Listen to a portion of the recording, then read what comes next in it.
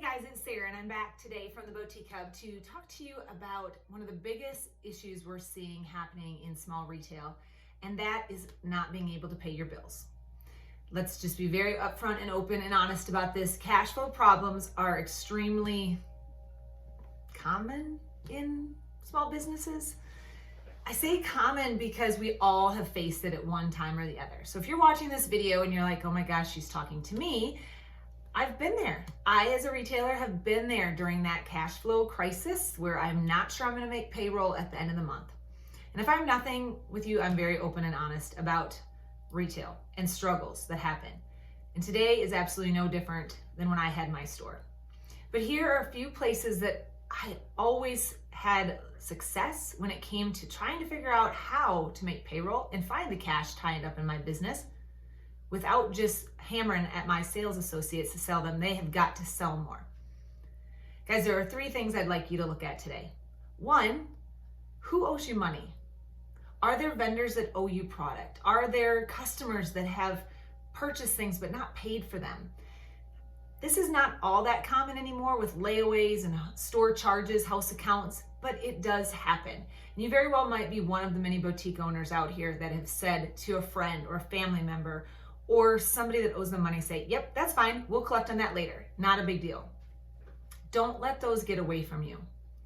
If you are struggling making your payments, look to see who owes you money and make sure you've collected on those debts. Number two, your pricing. Often we find ourselves trying to be the most affordable boutique owner in the area, right? You want to compete with somebody. I don't even know who this person is, who this store is. Ultimately, they might not even exist. But we find ourselves getting in this pricing game where all of a sudden we devalue our product and we devalue our offering, but yet we are trying to offer such an amazing service that costs us money. Fancy gift bags, right? Staff on hand all the time, automations and a better website and text marketing campaigns and all of these kind of things that add up. And at the end of the day, we actually do run a legit business and pay taxes, right? So if we're going to give exceptional service and quality and value to our customer, why are we nickel and diming ourselves on our price? We're offering an elite service. We should charge that, right? So if you're debating on $41.99 versus $45.99, look at the difference a few bucks can really make at the bottom line at the end of the year.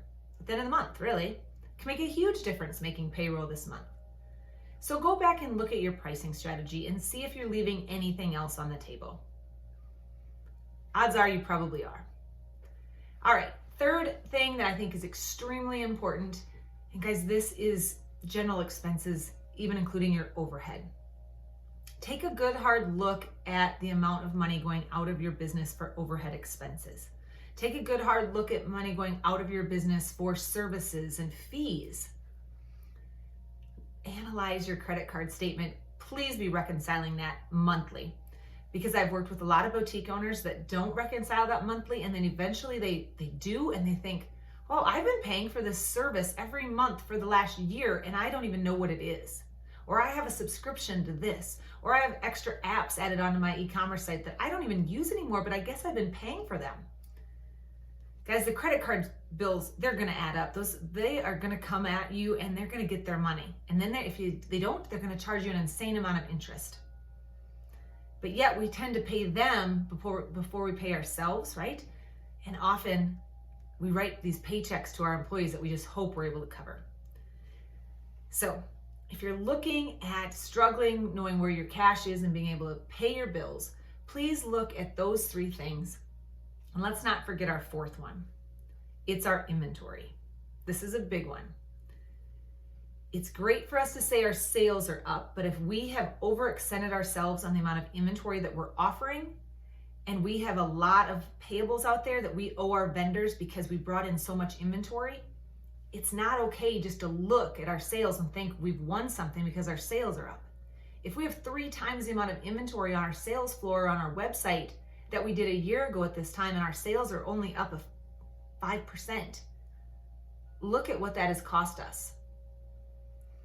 Did we get a little excited at market? Have we overbought, right? Is there opportunity sitting on our floor that we need to turn that inventory quicker into cash to be able to pay our bills? Probably. That all comes back down to us as coaches to understand how to best do that, how to communicate that with our sales staff, how to excite our customers, right?